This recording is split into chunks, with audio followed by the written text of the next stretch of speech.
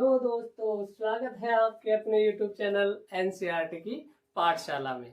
दोस्तों, हम पढ़ने जा रहे हैं कि प्रतिरोधों के निकाय का प्रतिरोध यानी कि प्रतिरोधों को किस किस क्रम में जोड़ा जा सकता है। यानी कि जो प्रतिरोध होते हैं उनको किस क्रम में जोड़ा जाता है, यानी कि किस क्रम में लगाया जा सकता है, वो आज हम पढ़ेंगे। तो प्रतिरोध है उसको दो क्रमों में लगाया जा सकता है। कितने में? दो में। पहला है श्रेणी क्रम संयोजन। कौन सा है? श्रेणी क्रम संयोजन, यानी कि सीरीज में जोड़ा जा सकता है। दूसरा है समांतर क्रम संयोजन, यानी कि पैरेलल में जोड़ा जा सकता है। श्रेणी क्रम में कैसे जोड़ा जा सकता है और समांतर क्रम में कैसे जोड़ा जा सकता है वो हम पढ़ेंगे अब।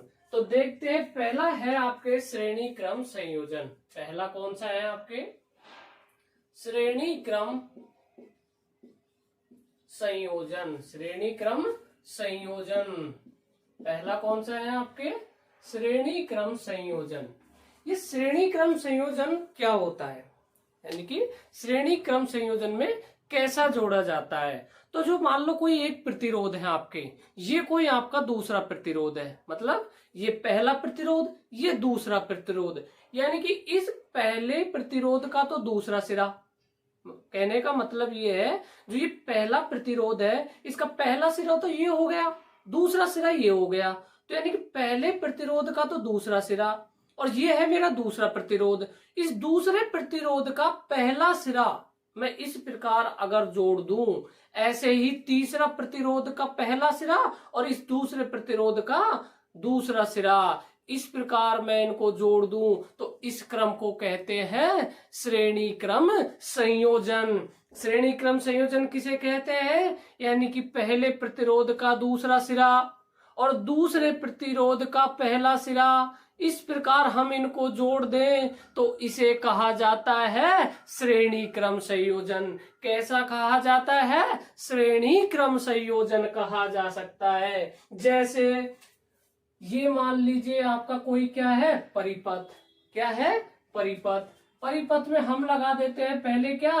बैटरी। क्या लगा देते हैं? बैटरी। मैंने बैटरी के बारे में बताया था, दो या दो से अधिक सेलों से जोड़कर क्या बनाई जा सकती है? बैटरी बनाई जा सकती है। इधर प्लस इधर माइनस। मान लो प्लस की तरफ क्या बहती है? धारा, यानी कि धारा किधर बहती है? प्लस से माइनस की तरफ। ये आपका कोई पहला प्रतिरोध लगा दिया मैंने। क्या लगा दिया? पहला प्रतिरोध। ये लगा दिया मैंने कोई दूसरा प्रतिरोध। अब इन प्रतिरोध यहां मैंने लगा दिया ऐसे। तो ये तो है आपका R1 यानी कि रेजिस्टेंस फर्स्ट। ये क्या है आपका? R2 यानी कि रेजिस्टेंस सेकंड, यानी कि प्रतिरोध दूसरा। यानी कि देखो ये पहला प्रतिरोध है, ये क्या है आपका? पहला प्रतिरोध। और ये क्या है? दूसरा प्रतिरोध है। अपन ने एक बैटरी लगा रखी है, यानी कि क्या लगा रखी है? बैटरी लगा रखी है। अब देखो इसका तो ये क्या पहला सिरा है या नहीं है? ये जो पहले जो R1 है, इस R1 का ये वाला सिरा तो पहला हो गया और ये वाला जो सिरा है क्या ये दूसरा सिरा हुआ या नहीं हुआ? जैसे ये कोई आपका प्रतिरोध है, ये इसका पहला सिरा होगा और ये इसका कौन सा सिरा होगा? दूसरा सिरा होगा। तो उसी प्रकार इस R1 का पहला सिरा तो ये हो गया, लेकिन दूसरा सिरा ये है। अब दूसरा जो कोई आपका प्रतिरोध है, दूसरे प्रतिरोध का, जैसे मान लो ये कोई दूसरा प्रतिरोध है, तो क्या इसका पहला सिरा और पहले का दूसरा सिरा जुड़े हुए होने चाहिए? तो क्या ये दूसरा प्रतिरोध का ये वाला सिरा पहला सिरा है? तो इसका पहला सिरा और पहले वाले का दूसरा सिरा जब जुड़े होते हैं तो उन्हें कौन से क्रम में कहा जाता है? श्रेणी क्रम संयोजन कहा जाता है। कौन सा क्रम कहा जाता है? श्रेणी क्रम संयोजन कहा जा सकता है।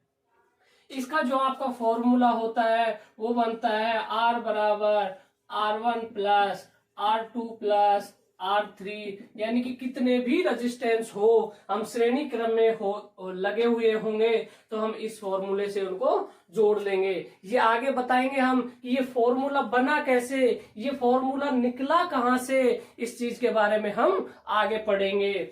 ये चीज आपके समझ आ गई होगी कि श्रेणी क्रम संयोजन किसे कहते हैं, यानी कि कोई भी प्रतिरोध का पहले प्रतिरोध का दूसरा सिरा और दूसरे प्रतिरोध का पहला सिरा जब आपस में जुड़े हुए हों तो उसे श्रेणी क्रम संयोजन कहते हैं। उसे कौन सा क्रम? श्रेणी क्रम संयोजन कहते हैं।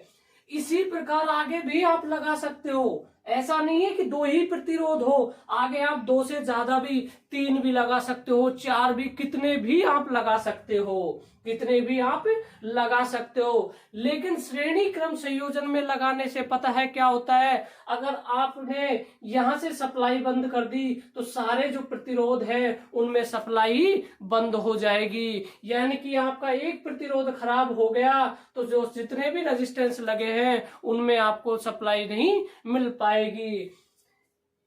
कहने का मतलब ये है कि ये कोई रेजिस्टेंस है, क्या है? रेजिस्टेंस। रेजिस्टेंस मैंने बताया आपको कुछ भी हो सकता है, कोई बल्ब भी हो सकता है, ठीक है। तो आपका ये कोई बल्ब है, क्या है? ये बल्ब है। तो ये आपका ये कोई बल्ब है, ये जल रहा है, ठीक है, ये भी जल रहा है, ऐसे और भी जल रहे हैं। वो श्रेणी क्रम में लगा रखे हैं। कौन से क्रम में लग रहे हैं? श्रेणी क्रम में लग रहे हैं।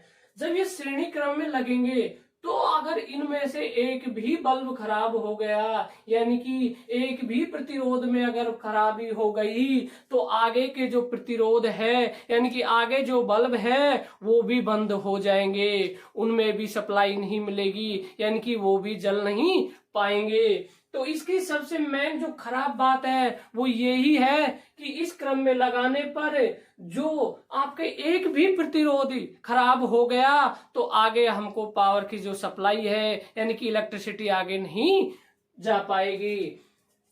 तो इस श्रेणी क्रम संयोजन में हमें पता चला कि श्रेणी क्रम संयोजन कैसे लगाया जाता है। जैसे आपने देखा होगा रोड लाइट, कौन सी जो रोड लाइट वगैरह होती है वो, उनमें क्या होता है, आप एक जगह बंद करते हो तो सारी जो रोड लाइट है बंद हो जाती है, एक जगह से चालू कर देते हैं तो सारी रोड लाइट एक साथ जल जाती है। तो ये जो आपके प्रतिरोधों का जो श्रेणी क्रम है उसमें इस प्रकार होता है, यानी कि पहले प्रतिरोध का दूसरा सिरा और दूसरे प्रतिरोध का पहला सिरा अगर जुड़े हुए हो तो वो कौन सा कहलाता है? श्रेणी क्रम संयोजन कहलाता है। कौन सा क्रम? श्रेणी क्रम संयोजन कहलाता है। दूसरा आता है आपके समांतर क्रम संयोजन। दूसरा कौन सा आता है आपके? समांतर क्रम संयोजन। कौन सा? समांतर क्रम संयोजन। कौन सा आता है? समांतर क्रम संयोजन, यानी कि पैरेलल। ये पहला आपका हो गया सीरीज यानी कि समांतर, और दूसरा हो गया पैरेलल यानी कि ये समांतर हो गया, और पहला कौन सा है? सीरीज यानी कि श्रेणी क्रम संयोजन है। अब आपके जो समांतर क्रम संयोजन है उसमें किस प्रकार जुड़े हुए होते हैं, और समांतर क्रम में जो रेजिस्टेंस है यानी कि जो प्रतिरोध है वो किस प्रकार लगे हुए होते हैं वो देख। जैसे देखो ये कोई प्रतिरोध है, ये क्या है? कोई प्रतिरोध है, ये दूसरा प्रतिरोध है, तो यानी कि ये दोनों कहीं एक एक्स अक्ष से और कहीं एक वाई अक्ष से जुड़े हुए होंगे। यानी कि जैसे ये आपका कोई परिपथ है, क्या है? परिपथ है। क्या है ये? परिपथ है, यानी कि ये आपका एक कोई परिपथ है, ठीक है, ये आपका क्या है? कोई परिपथ है।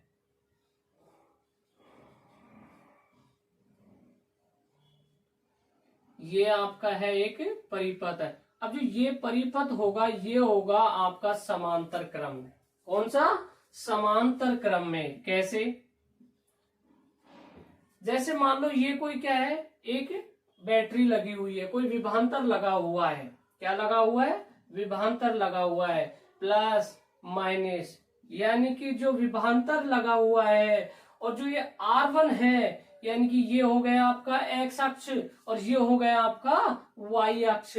यानी कि एक्स अक्ष पे ये दोनों का पहला सिरा और वाई अक्ष पे दोनों का दूसरा सिरा अगर जुड़ा हुआ है तो वो कौन सा क्रम कहलाएगा? समांतर क्रम संयोजन कहलाएगा। कौन सा क्रम कहलाएगा? समांतर क्रम संयोजन कहलाएगा।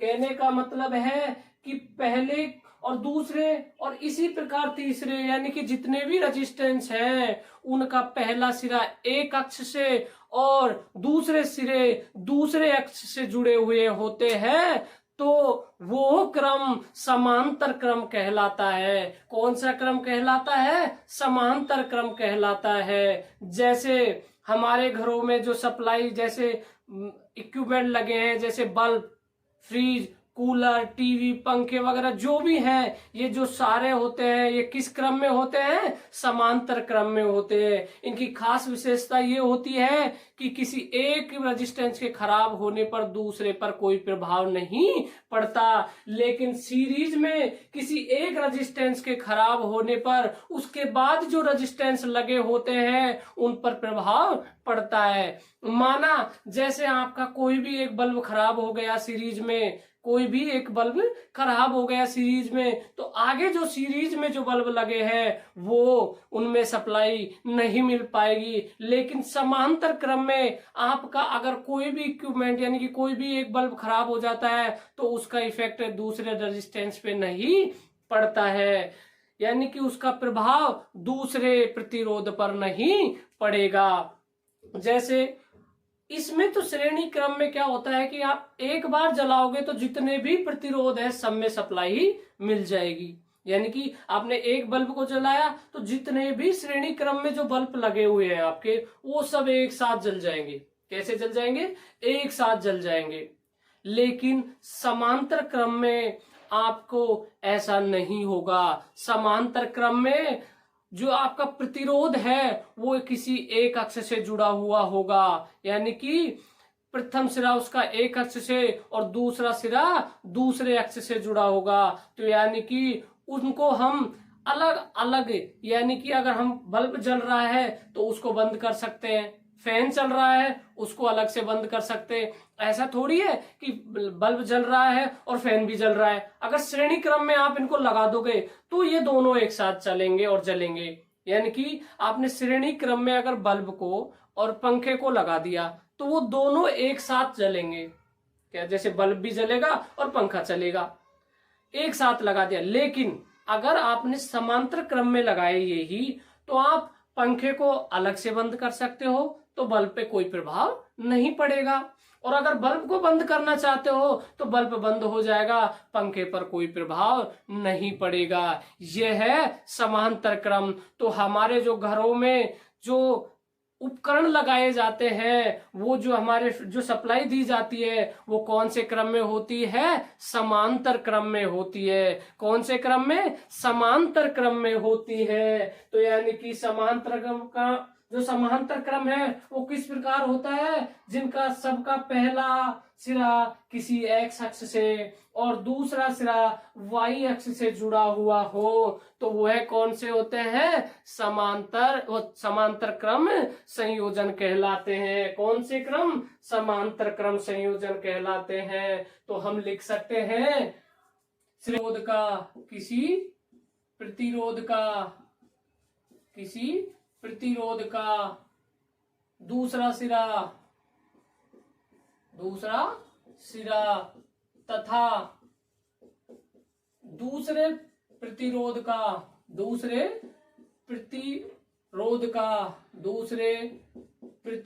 का पहला सिरा, दूसरे प्रतिरोध का पहला सिरा अगर जुड़े हुए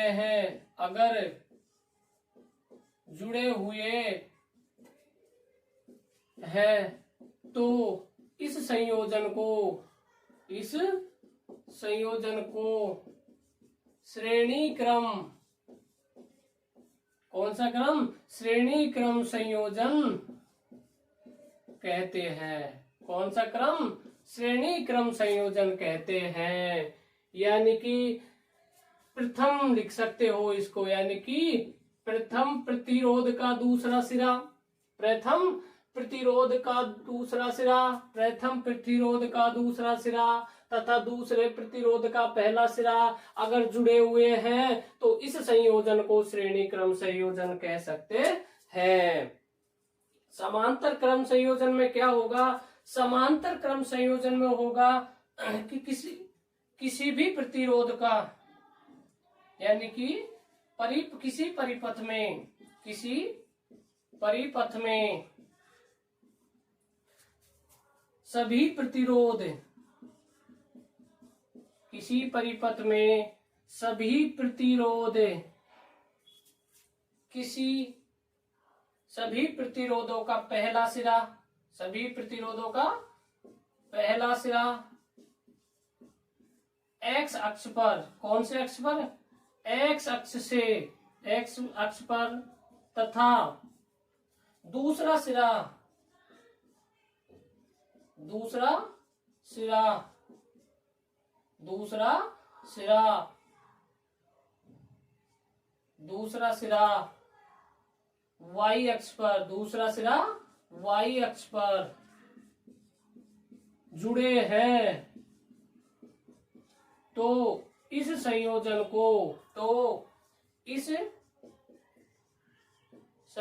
को समांतर क्रम, कौन सा क्रम? समांतर क्रम संयोजन कहते हैं। कौन सा क्रम? समांतर क्रम संयोजन कहते हैं।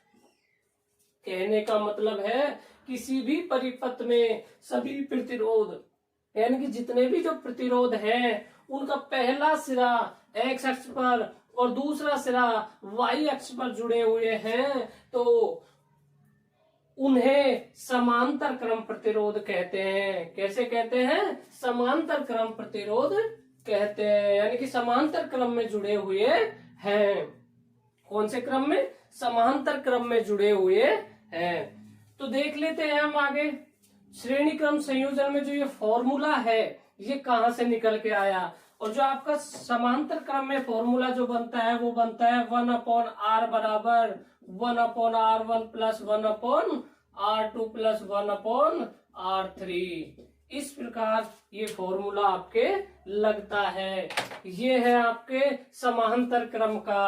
अब ये बने कैसे, ये कहां से निकले, ये हम पढ़ेंगे। तो पहले देखते हम श्रेणी क्रम संयोजन। कौन सा संयोजन? श्रेणी क्रम संयोजन। श्रेणी क्रम संयोजन में क्या होता है? किसी भी परिपथ में प्रथम प्रतिरोध का दूसरा सिरा, प्रथम प्रतिरोध का दूसरा सिरा तथा दूसरे प्रतिरोध का पहला सिरा अगर जुड़े हुए हैं तो इस क्रम को श्रेणी क्रम संयोजन कहते हैं। कौन सा संयोजन कहते हैं? श्रेणी क्रम संयोजन कहते हैं। अब आपके आता है कि जो श्रेणी क्रम संयोजन है, ये आपके श्रेणी क्रम संयोजन जो होता है इसमें क्या होता है, आपके जो ये वी है यानी कि जो विभांतर है, ये क्या है? विभांतर है आपके। ये क्या होता है? जितना जो विभांतर जाता है, क्या होता है? जितना जो विभांतर जाएगा उनके ये जो दोनों रेजिस्टेंसों में जो है बराबर होगा, यानी कि इन दोनों रेजिस्टेंसों का विभांतर इस विभांतर के बराबर होगा।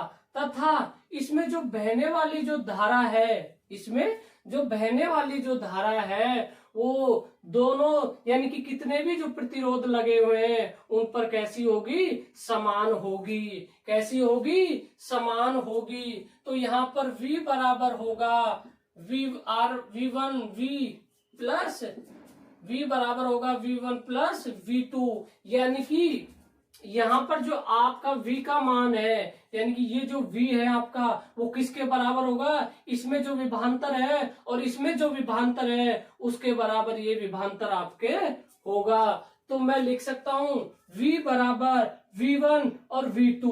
क्या लिख सकता हूँ? V1 प्लस V2 लिख सकता हूँ। यानी कि इसमें जो विभांतर, यहाँ अगर मान लो आपके 6 वोल्ट का कोई विभांतर है, कितने वोल्ट का? 6 वोल्ट का अगर कोई विभवांतर है तो इन दोनों विभवांतरों का मान भी कितना आएगा, 6 वोल्ट आएगा।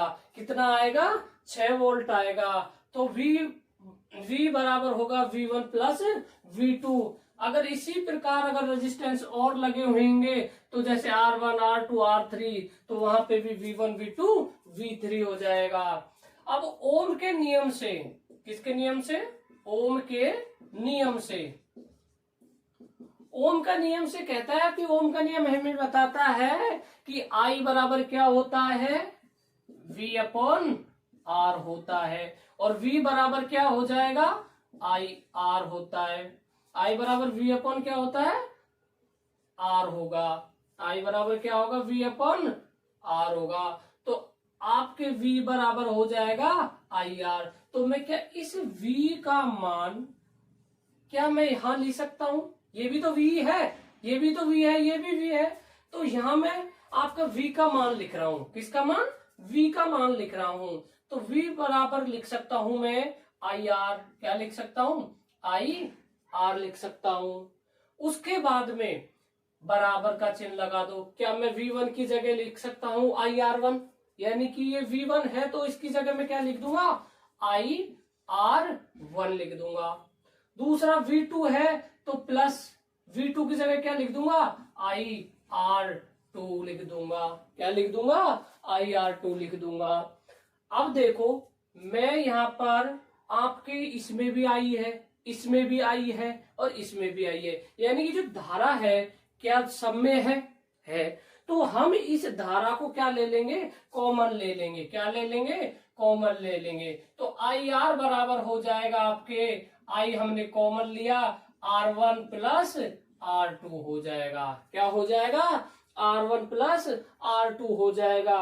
इस I से इस I को हम काट देंगे तो R बराबर निकल के आएगा R1 plus R2 plus dash dash, यानी कि कितने भी हो सकते हैं। अब आपको पता चल गया होगा कि मैंने जो ये R का मान लिखा ये कहां से लिखा, यानी कि R का मान कहां से निकला, इस प्रकार आपके R का मान निकला। यानी कि इसमें जो धारा बहेगी, इसमें जो धारा बहेगी वो सभी प्रतिरोधों पर उसका मान यानी कि धारा का मान कैसा होगा, समान होगा। कैसा होगा, समान होगा। यानी कि इसमें जो बहने वाली धारा है वो प्रत्येक प्रतिरोध पर समान होगी। कैसे होगी, प्रत्येक प्रतिरोध पर समान होगी। लेकिन विभवांतर का मान समान नहीं होगा। विभवांतर का मान कैसा होगा, अलग अलग होगा। कैसा होगा, अलग अलग होगा। तो ये था आपके श्रेणी क्रम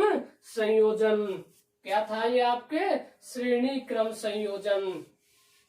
अब श्रेणी क्रम संयोजन में जो आपके क्वेश्चन किस प्रकार बनता है वो हम देख लेते हैं कि जो श्रेणी क्रम संयोजन है आपके उसमें क्वेश्चन कैसे बनेगा। तो जो श्रेणी क्रम संयोजन है वो इस प्रकार होता है। कैसे होता है, इस प्रकार, यानी कि पहले का दूसरा सिरा और दूसरे का पहला सिरा आपस में जुड़े हुए हैं। फॉर्मूला बना आपके R बराबर R1 plus R2 plus R3। क्या बना, R1 plus R2 plus R3, यानी कि कितने भी आपके रेजिस्टेंस हो सकते हैं। यानी कि आपको 5 रेजिस्टेंस दे दिए, आपको 10 रेजिस्टेंस दे दिए, तो उन सबको आपको करना क्या है, बस सिर्फ जोड़ देना है। श्रेणी क्रम की सबसे खास क्या है कि उन सबको आपको अगर टोटल प्रतिरोध निकलवाए, क्या निकलवाए, टोटल प्रतिरोध निकलवाए, तो उसको आपको क्या करना है, जोड़ देना है। क्या करना है, आपको सिर्फ जोड़ देना है। तो जैसे मान लो ये आपका कोई क्या है, प्रतिरोध है। ये आपका कोई क्या है, प्रतिरोध है। ये आपका एक परिपथ है। क्या है, ये आपका परिपथ है। इसमें ये लगा दी मैंने बैटरी। क्या लगा दी, बैटरी। इधर क्या बहेगी, धारा, क्योंकि प्लस की तरफ धारा बहती है, माइनस की तरफ इलेक्ट्रॉन बहते हैं। पहले प्रतिरोध का मान है 10 ओम। कितना है, 10 ओम।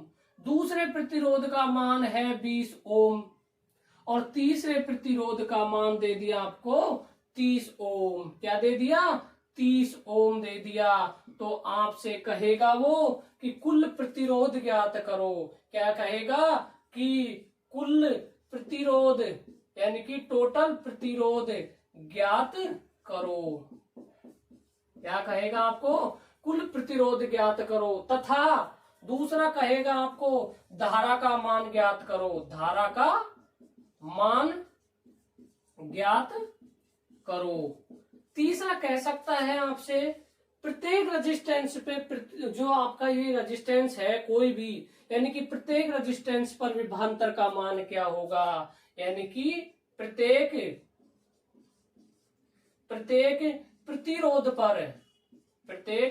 प्रतिरोध पर विभवांतर का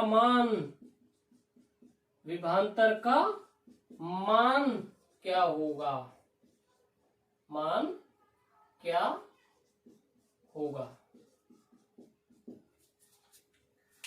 आपसे क्या पूछ सकता है? धारा का मान पूछ सकता है पहले तो। दूसरा क्या पूछ सकता है आपसे? आप में उसमें टोटल प्रतिरोध पूछ सकता है। तीसरा पूछ सकता है आपको जो प्रत्येक रेजिस्टेंस है उस पर विभवांतर का मान, यानी कि वोल्टेज कितना कितना होगा। क्या पूछ सकता है आपको? वोल्टेज कितना होगा। अब देखो, पहले निकाल लेते हैं हम क्या, कुल प्रतिरोध। क्या निकाल लेते हैं? कुल प्रतिरोध। तो फॉर्मूला होता है R बराबर R1 plus R2 plus R3 plus कितना भी हो सकता है। तो टोटल R बराबर, R1 का मान अपन को कितना दिया है? R1 का मान दिया है आपको 10 ओम, R2 का मान दिया है आपको 20 ओम और R2 का मान कितना दिया है? 30 ओम। अगर टोटल रेजिस्टेंस आपको निकलवा ले तो कितना हो गया? 10 और 20 30 और 30 60 ओम। कितना हो गया? 60 ओम। कितना हो गया? 60 ओम। दूसरा क्वेश्चन कहता है आपका इसी में कि धारा का मान ज्ञात करो। किसका मान? धारा का मान ज्ञात करो। तो ओम के नियम से फॉर्मूला हमें पता है। किसके नियम से? ओम के नियम से। ओम का नियम कहता है I बराबर क्या होता है? V upon R। क्या कहता है? V upon R। अगर आपको विभवांतर दिया हुआ है कितना? 120 ओम। कितना दिया हुआ है? 120 वोल्ट। क्या दिया हुआ है? 120 वोल्ट दिया हुआ है। तो आप क्या निकालो? धारा ज्ञात करो। तो आपसे धारा का फॉर्मूला आपको पता है, I बराबर क्या होता है? V अपॉन R होता है। V का मान कितना है आपका? V का मान है 120। V का मान कितना है? 120 है। और R टोटल रेजिस्टेंस आपके कितना निकल के आया? 60 निकल के आया। कितना निकल के आया? 60 निकल के आया। तो धारा का मान निकालेंगे तो हम इसको क्या करेंगे? इसको काट लेंगे तो कितना आया? 60 दूनी 120, यानी कि जो धारा होगी उसमें वो कितनी होगी? 2 एम्पियर होगी। कितनी होगी? 2 एम्पियर होगी। अब अपन को निकालना है विभवांतर का मान। किसका मान? विभवांतर का मान। तीसरा क्या है आपके? विभवांतर का मान। यानी कि जो इसका प्रतिरोध है, ये प्रतिरोध R1, ये प्रतिरोध R2 और ये प्रतिरोध R3, इसमें विभवांतर यानी कि जो वोल्टेज है वो कितनी कितनी मिल रही है। यानी कि जो प्रत्येक रेजिस्टेंस को जो वोल्टेज मिल रही है वो कितनी कितनी मिल रही है। तो मैं लिख सकता हूं, ओम के नियम से आपको पता है V बराबर क्या होता है? IR होता है। V बराबर क्या होता है? IR होता है। क्या होता है? IR होता है। क्या होता है? IR होता है। ठीक है। तो V बराबर होता है IR। V बराबर क्या होता है? IR होता है। तो I बराबर क्या निकल के आएगा आपका? V बराबर IR। तो I का मान कितना है? 2 एम्पियर। कितना है? 2 एम्पियर। और R का मान कितना है? R का मान, प्रथम R1 का मान ले लेते हैं 10। कितना? 10। कितना ले लेते हैं? 10। तो निकल के आया 10 दूनी 20, यानी कि V1 का जो मान निकल के, जो आपको इस R1 पे जो विभवांतर है उसका मान कितना निकल के आया? 10 दूनी 20 वोल्ट। कितना निकल के आया? 20 वोल्ट निकल के आया। तीसरा, इसी में अगर आपको V2 पर निकाले, ये तो था V1 का मान, अगर इस पर V2 यानी कि R2 पर जो विभवांतर निकाले तो हम कह सकते हैं V बराबर होता है IR। तो यानी कि I का मान आपको 2 दिया है और ओम के जो आपको प्रतिरोध दिया हुआ है वो कितना दिया है, 20 ओम दिया हुआ है। तो V2 का मान होगा 20 गुना 2, यानी कि कितना हो गया, 60। क्या हो गया, 60 वोल्ट हो गया। आपसे तीसरे जो रेजिस्टेंस है यानी कि क्या है ये, R3। क्या है ये, R3। अगर आपसे R3 का मान पूछे, किसका मान पूछे, R3 का मान पूछे, तो आपको पता है V बराबर क्या होता है, IR होता है। V बराबर क्या होता है, IR होता है। तो V का R का मान आपको कितना दिया है, 30। तो V3 हम लिख देंगे 30 गुना I का मान कितना है, 2। I का मान कितना है, 2। तो 30 दूनी 60। ये यहाँ पर V2 का मान हो गया कितना, 40। यानी कि 20 दूनी कितने होते हैं, 40 होते हैं। तो मैंने कहा था कि जो इसमें विभवांतर है, यानी कि जो इसमें जो विभवांतर है, टोटल विभवांतर इन तीनों रेजिस्टेंसों पे, वो किसके बराबर होगा, इस टोटल विभवांतर के बराबर होगा। तो हम देख लेते हैं कि अगर ये जो इनका टोटल विभवांतर है वो इसके बराबर निकल के आया तो हमारा क्वेश्चन सही है, और अगर इसके बराबर नहीं निकलेगा तो ये हमारा क्वेश्चन गलत है। तो हमने पहले लिखा था V बराबर V1 plus V2 plus V3, यानी कि जो V1 का मान आएगा वो इन जो रेजिस्टेंसों पे जो विभवांतर है उसके बराबर आएगा। तो टोटल V कितना है, 120 था। इनका मान भी आपको 120 ही आना चाहिए। तो पहले V1 का मान कितना निकला, 20। कितना निकला, 20। दूसरे V2 का मान कितना निकला, 40। कितना निकला है, 40। और V3 का मान कितना निकला है, 60 निकला है। कितना निकला है, 60 निकला है। तो यानी कि 60 और 40 100 और 120, यानी कि 120 के बराबर क्या आ गया, 120 आ गया। यानी कि हमारा जो क्वेश्चन है वो एकदम सही है। हमारा क्वेश्चन कैसा है, बिल्कुल सही है। ये था आपके श्रेणी क्रम संयोजन का एक क्वेश्चन।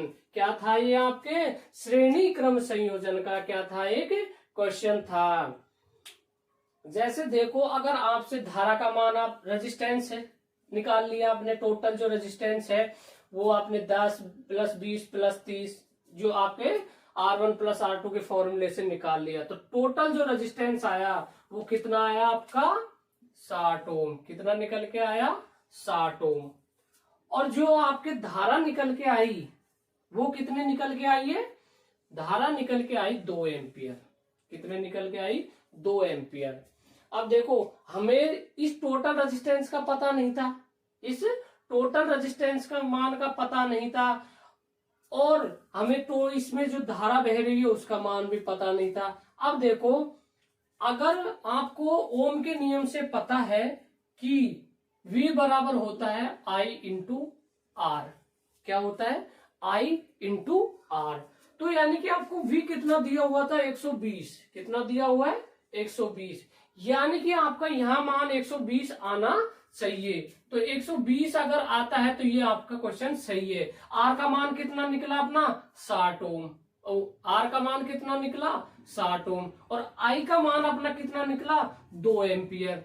I का मान कितना निकला, 2 एम्पियर। तो देखो 120 बराबर में 60 दूनी 120। यहां से भी हमें पता चल गया कि हमारा क्वेश्चन कैसा है, सही है, एकदम कैसा है, सही है। यानी कि ओम के नियम से आप इस क्वेश्चन को पता लगा सकते हो कि हमारा क्वेश्चन सही है या गलत है। कैसा है, सही है या गलत है। ये आपके है एक श्रेणी क्रम संयोजन का क्वेश्चन। ये आपके क्या है, एक श्रेणी क्रम संयोजन का एक सवाल था। इसी प्रकार आपके क्वेश्चन में धारा का मान पूछ ले, आपको टोटल रेजिस्टेंस पूछ ले, ठीक है, टोटल रेजिस्टेंस, टोटल धारा, आपको V का मान यानी कि विभवांतर का मान पूछ ले, प्रतिरोध मतलब किसी भी प्रतिरोध पर।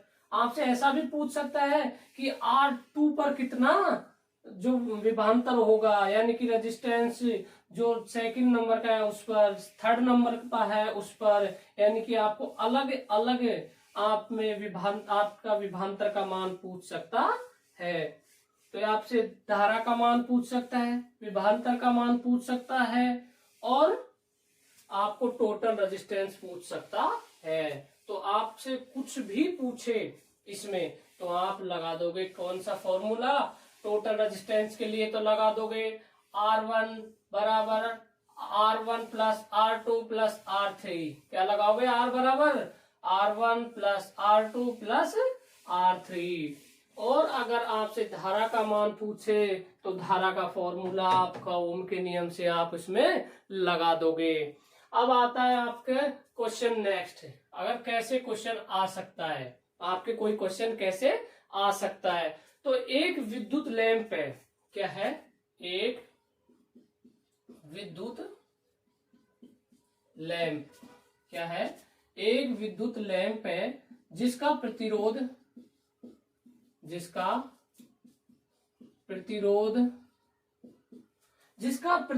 है वो 20 ओम है। कितना है? 20 ओम है। तथा दूसरे प्रतिरोध का मान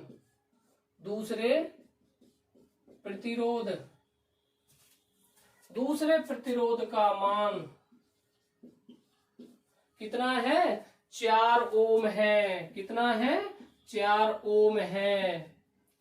ये एक 6 वोल्ट विद्युत स्रोत से लगे हुए हैं। 6 वोल्ट विद्युत स्रोत से लगे हैं। तो कुल प्रतिरोध क्या निकलवाएगा आपसे? कुल प्रतिरोध, दूसरा धारा का मान और तीसरा आपके विभवांतर का मान। क्या? जो दोनों रेजिस्टेंस है उस पे किसका मान? विभवांतर का मान ज्ञात करो। किसका मान ज्ञात करो? आप विभवांतर का मान ज्ञात करो। अब जैसे देखो, पहले तो है आपका डायग्राम बना लेते हैं। सबसे पहले आपके अगर ऐसा कोई क्वेश्चन आए तो आप उसमें क्या बना लो? एक डायग्राम बना लो। जैसे मान लो मैं बना लेता हूं, ये कोई एक परिपथ है, आपका परिपथ है, ठीक है? ये कोई परिपथ है, ठीक है? मैंने ये बना लिया परिपथ। अब इसमें आपको श्रेणी क्रम में, कौन से क्रम में? श्रेणी क्रम में ये एक प्रतिरोध लगा हुआ है, दूसरा प्रतिरोध ये लगा हुआ है। ये है आपका कितने ओम का? 20 ओम का। कितने ओम का? 20 ओम का। ये आपके R1। और जो R2 है वो है आपके 4 ओम का। कितने ओम का? 4 ओम का। और जो आपके विभवांतर लगा है वो कितने वोल्ट की जो बैटरी है, जो भी लगा हुआ है विद्युत स्रोत से, वो कितने का है? 6 वोल्ट का है। तो अब इसमें आप पहले तो क्या निकालोगे? I निकालोगे। क्या निकालोगे? I। दूसरा, इसमें जो V1 और V2 का मान निकालोगे। किसका मान निकालोगे? V1 और V2 का मान निकालोगे। तीसरा है आपके जो टोटल रेजिस्टेंस है वो निकालोगे। क्या निकालोगे? Total resistance. तो अगर टोटल रेजिस्टेंस की बात करें तो R बराबर फॉर्मूला होता है R1 प्लस R2 हो जाएगा। तो R का मान निकल के आएगा 20 प्लस 4, यानी कि कितना निकल के आएगा? 24 ओम। कितना निकल के आएगा? 24। यानी कि जो टोटल प्रतिरोध है, यानी कि जो कुल प्रतिरोध है उसका मान कितना निकल के आएगा? 24 ओम निकल के आएगा। कितना निकल के आएगा? 24 ओम निकल के आएगा। अब आपसे पूछता है, पहला तो हो गया कुल प्रतिरोध, कितना निकल के आया? 24 ओम। उसके बाद पूछ सकता है आपको धारा का मान। क्या पूछ सकता है? धारा का मान। तो ओम के नियम से धारा का मान क्या फॉर्मूला होता है? I बराबर V अपॉन R। क्या होता है? I बराबर V अपॉन R। तो यहाँ I बराबर V का मान कितना दिया हुआ है? 6 वोल्ट की बैटरी लगी है। और R का मान हमने यहाँ से टोटल रेजिस्टेंस निकाला, कितना? 24। कितना हो गया? 24। मैंने इसको काटा तो ये 4 बार कटा, यानी कि 1/4 आया। 1/4 का मतलब होता है 0.25 एम्पियर। क्या होता है? 0.25 एम्पियर। यानी कि जो आपके धारा का मान निकल के आया वो कितना है? 0.25। यानी कि इस परिपथ में 6 वोल्ट की कोई बैटरी लगी है तो धारा कितनी जा रही है? 0.25 एम्पियर की इसमें धारा की सप्लाई है। और जो टोटल प्रतिरोध है वो है 20 + 4, यानी कि कितना? 24 ओम का। अब आपसे कहेगा कि ये जो 6 वोल्ट की बैटरी है, जो ये विभवांतर लगा है, तो V1 पर कितना विभवांतर होगा और V2 पर कितना, यानी कि V1 पर कितना वोल्टेज है और V2 पर कितना वोल्टेज है। तो हम निकाल लेंगे V1 बराबर, V बराबर होता है I × R। V बराबर क्या होता है? I × R। तो पहले का निकाल लेंगे हम IR1। तो V बराबर हो जाएगा, V1 बराबर I का मान कितना है? 0.25 एम्पियर इंटू R1 का मान कितना है? 20। कितना है? 20। 0.25 एम्पियर आपका क्या है? विद्युत स्रोत लगा हुआ है। और जो आपके इसमें V1 का मान निकालना है आपको, और प्रतिरोध कितना है? आपके प्रतिरोध लगा हुआ है 20 ओम का। कितने ओम का? 20 ओम का। अब देखो 25 दूं 50, कितना आएगा? V1 बराबर 25 दूं 50। ठीक है, 50। ये एक 0 लगा दिया। 2 अंक छोड़ के दशमलव है तो मैं यहाँ 2 अंक छोड़ के दशमलव लगा दूंगा। तो V1 का आपके निकल के आया 5 वोल्ट। कितने निकल के आया? 5 वोल्ट निकल के आया। ठीक है, V2 का मान भी मैं इसी प्रकार निकाल लूंगा। V2 का मान, V2 बराबर आपके हो जाएगा IR2। क्या हो जाएगा? I × R2। I पता है ओम के नियम से V बराबर IR होता है। V2 हमें निकालना है तो I का मान तो हमें पता है 0.25 एम्पियर है। तो V2 बराबर हो जाएगा 0.25 एम्पियर की तो धारा हो गई। और जो R2 यानी कि जो प्रतिरोध लगा हुआ है इस पर, वो कितने ओम का है? 4 ओम का है। कितने ओम का है? 4 ओम का। यानी कि हमको दोनों पर अलग अलग निकालना है। यानी कि V1 का मान इस पर कितना है और V2 का मान इस पर कितना है। तो V2 पर जो मान निकालेंगे तो ओम के नियम से V बराबर क्या होता है? I × R होता है। R अपन को पता है 4 ओम है। I हमने निकाल ली 0.25 एम्पियर निकली है। तो हम V2 का मान निकाल लेंगे। तो V2 बराबर 25 चौका 100, यानी कि 2 अंक छोड़ के दशमलव है तो 2 अंक छोड़ के दशमलव लगा देंगे। तो V2 का मान निकल के आया आपका 1 वोल्ट निकल के आया। कितना निकल के आया? 1 वोल्ट निकल के आया। अब हम इसको चेक कर लेते हैं कि हमारा जो ये क्वेश्चन है ये सही है या गलत है। अब वो कैसे करेंगे? वो करेंगे हम ओम के नियम से ही चेक कर लेंगे। कैसे करेंगे? मैंने जो पिछले क्वेश्चन में आपको अभी कराया था उसी प्रकार हम यहाँ पर कर लेंगे। कैसे? मान लो हमारा पहला तरीका तो यही हो गया कि जो हमने विभवांतर लगा हुआ है, टोटल जो विभवांतर है हमारा, वो इसके अंतर जो प्रतिरोध R1 और प्रतिरोध R2 के बीच जो विभवांतर है इन दोनों का, उनके योग के बराबर होना चाहिए। तो V बराबर यानी कि क्या होना चाहिए? V1 + V2 होना चाहिए। क्या होना चाहिए? V बराबर V1 + V2 होना चाहिए। तो V कितना है हमारा? 6 वोल्ट है। और ये भी कितना होना चाहिए? 6 वोल्ट होना चाहिए। तो देखो V1 का मान है 5 वोल्ट। V1 का मान कितना है? 5 वोल्ट। और V2 का मान कितना है? 1 वोल्ट। V2 का मान कितना है? 1 वोल्ट है। तो 6 बराबर निकल के आया, 6 हो गया, 5 + 1 6। यानी कि हमारा क्वेश्चन है जिसका आंसर जो भी आया है वो सही है। क्या है? सही है। जैसे मान लो इसमें दूसरा तरीका आपको अगर मैं बताऊं तो मान लो हमारी धारा निकल के आई है, कितनी है? 0.25 एम्पियर। और जो टोटल रेजिस्टेंस हमने निकाला वो कितना है? 24 ओम है। तो अगर ओम के नियम से हम वोल्टेज का मान निकालेंगे तो कितना निकलना चाहिए? 6 वोल्ट निकलना चाहिए। तो हम यहां से लिख सकते हैं V बराबर क्या होगा? V बराबर क्या होगा, V बराबर होगा I इंटू R होगा। V बराबर क्या होगा, I इंटू R होगा। तो I का मान है 0.25 एम्पियर, I का मान कितना है 0.25 एम्पियर, और R का मान हमने निकाला, कितना निकला, टोटल रेजिस्टेंस निकला 24 ओम। कितना निकला, 24 ओम निकला।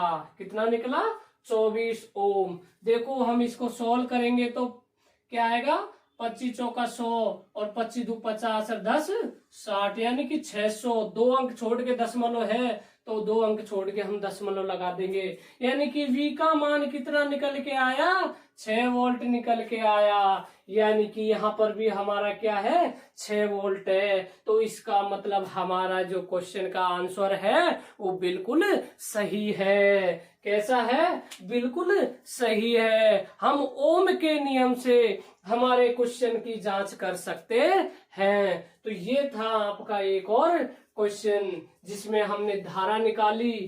क्या निकाली, धारा निकाली, और क्या निकाला, टोटल रेजिस्टेंस निकाला, और अलग अलग रेजिस्टेंस पर जो विभवांतर का मान था, यानी कि प्रत्येक प्रतिरोध पर जो विभवांतर का मान था वो हमने निकाल लिया। वो क्या किया, हमने निकाल लिया। तो इसी प्रकार आपके श्रेणी क्रम संयोजन में क्वेश्चन आते हैं। इसी प्रकार क्वेश्चन आते हैं। आपसे धारा का मान पूछे, चाहे आपसे धारा का मान पूछे या आपसे विभवांतर का मान पूछे, धारा का मान पूछे या विभवांतर का मान पूछे, या आपसे जो V1 और V2 यानी कि अलग अलग प्रतिरोध पर विभवांतर का मान पूछे, तो आप सब कुछ निकाल सकते हो। फॉर्मूला मैंने आपको बता ही दिया। एक तो आपको टोटल रेजिस्टेंस के लिए तो याद रखना है, R बराबर होता है R1 plus R2 plus R3। इसी प्रकार हम सबको क्या करेंगे, जोड़ देंगे। क्या करेंगे, जोड़ देंगे। एक क्वेश्चन और देख लेते हैं, एक क्वेश्चन और देख लेते हैं। जैसे मान लो कोई भी आपका प्रतिरोध है, क्या है, ये कोई एक परिपथ है, ये क्या है, एक परिपथ है, ये क्या है, एक परिपथ। ये मैंने लगा दी बैटरी, ये क्या लगा दी, बैटरी। यानी कि ये कितने वोल्ट की है, 100 वोल्ट के जो विभवांतर दे रहा हूं मैं इसमें 100 वोल्ट। इसमें जो रेजिस्टेंस दिए, इसमें जो रेजिस्टेंस दे रहा हूं मैं, पहला रेजिस्टेंस R1 का मान है आपके 50 ओम। कितना, 50 ओम। R2 का मान है वो है कितना, 25 ओम, और R3 का मान है 5 ओम। कितना, 5 ओम। यानी कि R1 का मान कितना, 50 ओम, R2 का मान 25 ओम और R3 का 5 ओम है। तो हमें पहला तो निकालना है आपको क्या, इसमें I का मान। दूसरा टोटल रेजिस्टेंस निकालना है। क्या निकालना है, टोटल रेजिस्टेंस निकालना है। और विभवांतर का मान भी निकालो। क्या निकालो, विभवांतर का मान भी निकालो। तो टोटल रेजिस्टेंस के लिए जो हम फॉर्मूला लगा देंगे वो हम लगा देंगे R बराबर R1 plus R2 plus R3 plus dot dash, यानी कि और कितने भी रेजिस्टेंस हो सबको हम जोड़ देंगे। तो R बराबर निकल के आएगा 50 प्लस 25 प्लस 5, यानी कि कितना हो गया, 25 5 30 50 80। तो टोटल रेजिस्टेंस का मान कितना आया, 80 ओम आया। कितना निकल के आया, 80 ओम निकल के आया। यानी कि जो आपका टोटल जो प्रतिरोध बना वो कितना है, 80 है। अब हम निकाल सकते हैं I का मान, धारा का मान। I बराबर होता है V अपॉन R होता है। तो I बराबर V अपॉन R। V का मान है 100 यानी कि 100, R का मान है 80। काटेंगे, 8 एकम 8, दशमलव लगा, 8 दूनी 16, 8 पनो 40, यानी कि 1.25 एम्पियर की क्या हो रही है, इसमें विद्युत धारा सप्लाई हो रही है। क्या हो रही है, विद्युत धारा सप्लाई हो रही है। अब हमें प्रत्येक प्रतिरोध पर जो विभवांतर का मान है वो हमें निकालना है। क्या निकालना है? प्रत्येक विभवांतर जो रेजिस्टेंस पर विभवांतर का मान। तो V बराबर होता है IR। क्या होता है? IR। I अपना कितना है? 1.25। तो V1 पर I है 1.25 इंटू R का जो मान है, R1 का मान वो कितना है? R1 का मान है 50 ओम। कितना? 50 ओम। करेंगे 55 25, 5 दूनी 10 और 2 12, 5 एकम 5 और 1 6। देखो 55 25, 5 दूनी 10 और 2 12, 5 एकम 5 और 1 6, ये लगा देंगे 0। तो यानी कि 2 अंक छोड़कर दशमलव लगा देंगे। तो V1 का जो मान निकल के आएगा वो कितना आएगा? 62.50। कितना आएगा? 62.50 आएगा। उसके बाद में अगर मैं V2 की बात करूं, क्या V2 की बात करूं, तो V2 बराबर हो जाएगा 25 गुना कितना हो जाएगा? 1.25 हो जाएगा। इसको सोल्व किया, 25 पंजो 125, 25 दो 50, 52 62, 2 25 से कम 25 6 31। कितना निकल के आया? 31। 2 अंक छोड़ के दशमलव लगाएंगे तो आपका V2 का मान निकल के आएगा 31.25। V3 का मान अगर मैं पूछूं आपसे, तो V3 का मान निकल के आएगा 1.25 गुणा कितना? 5 ओम का रेजिस्टेंस है। तो 55 25, 5 दून 10 2 12 और 5 एकम 5 और 1 6.25। तो V3 का मान कितना आया? 6.25। अब हम इसको क्या करेंगे? चेक करेंगे कि हमारा जो क्वेश्चन है ये सही है या गलत है। तो चेक कर लेते हैं कि जो आपका V का मान है वो V1 plus V2 plus V3 के बराबर होना चाहिए। तो V का मान कितना है? 100 है। और V1 का मान कितना दिया है? 62.50। V2 का मान दिया है आपके 31.25। कितना दिया हुआ है? 31.25। और जो आपके V3 का मान दिया है वो दिया हुआ है आपके 6.25 है। कितना है? 6.25। इनको हम जोड़ेंगे तो 62 ये हो गए, 62 63 और 100 हो गए। देखो 62.50, 31.25 और 6.25। 5 का 5 आया, 5 और 4 9 आया, 5 और 5 10 आया, 5 और 5 कितना आया?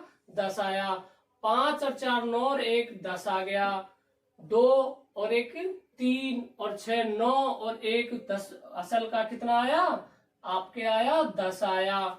6 3 9 और 1 10 आया।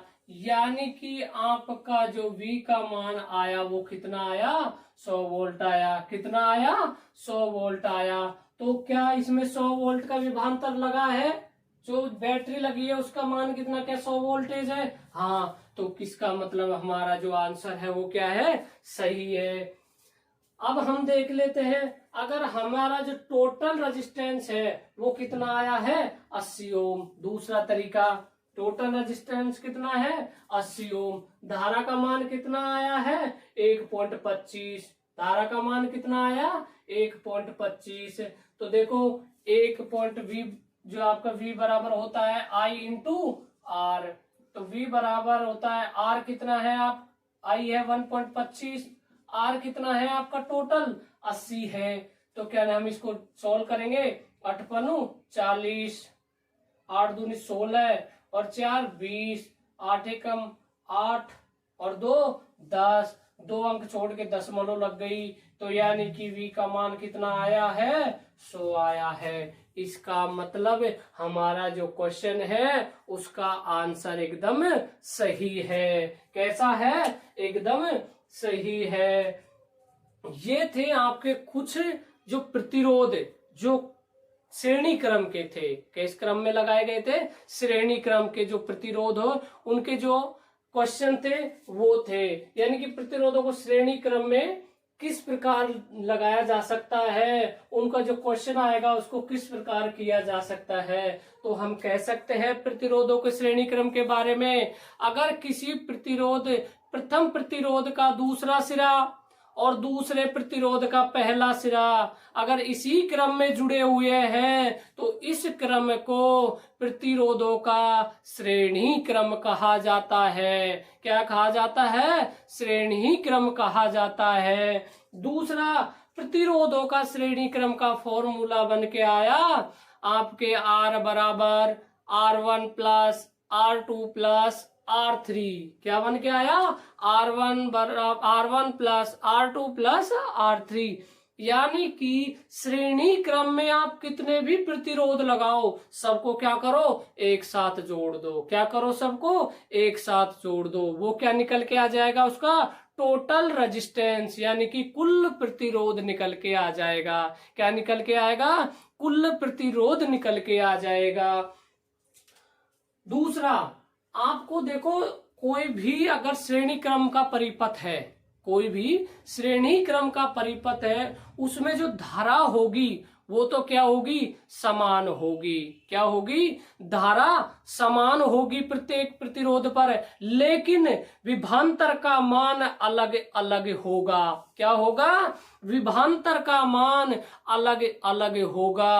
और जो विभवांतर होंगे, टोटल विभवांतर का मान आपको जो उसमें लगे हुए विभवांतर है, यानी कि जैसे R1 का जो विभवांतर, R2 का विभवांतर, R3 का विभवांतर, यानी कि जितने रेजिस्टेंस लगे हैं उन सभी रेजिस्टेंसों पर जो विभवांतर का मान है वो टोटल विभवांतर के मान के बराबर होगा। यानी कि V बराबर V1 plus V2 plus V3 dash dash dash, यानी कि आगे कितने भी प्रतिरोध लगे हो उनका विभवांतर हमें इसी प्रकार जोड़ लेंगे। यानी कि हमें पता चला पहला तो कि धारा कैसी होती है, सभी रेजिस्टेंसों में धारा का मान कैसा होता है? समान होता है, लेकिन वोल्टेज का मान अलग अलग होता है। ये बात ध्यान रखना कि श्रेणी क्रम संयोजन में वोल्टेज का मान अलग अलग होगा और धारा का मान कैसा होगा? समान होगा।